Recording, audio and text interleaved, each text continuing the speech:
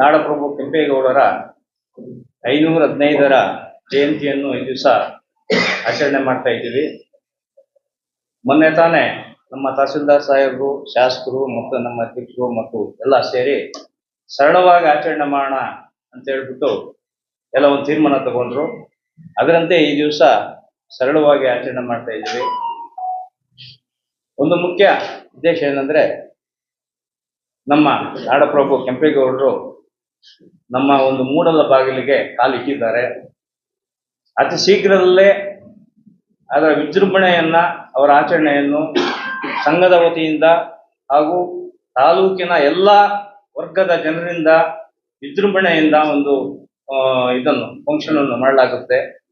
ಆ ದಿವಸ ಅತಿ ಶೀಘ್ರದಲ್ಲೇ ನಮ್ಮ ಅಧ್ಯಕ್ಷರು ಅವರೆಲ್ಲ ಹೇಳ್ತಾರೆ, ಯಾವತ್ತು ಏನು ಅನ್ನೋದ್ರ ಬಗ್ಗೆ ಹೇಳ್ತಾರೆ. ನಾವು ಇನ್ನು ಸ್ವಾಮೀಜಿಯವ್ರನ್ನ ಮತ್ತು ಕೆಲವು ಮುಖಂಡರನ್ನ ಭೇಟಿ ಮಾಡಿ ಅವರ ಒಂದು ಡೇಟನ್ನು ತೆಗೆದುಕೊಂಡು ನಂತರ ಯಾವತ್ತು ನಾವು ಆಚರಣೆ ಮಾಡಬೇಕು.